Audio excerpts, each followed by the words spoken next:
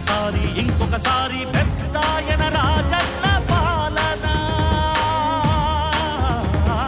కన్నుల ముందుకు రావాలంటే కన్నుల పండుగ కావాలంటే ప్రజల గుండెలో ప్రతిధ్వనించే ప్రత్యేక హోదా ఇవ్వాలి.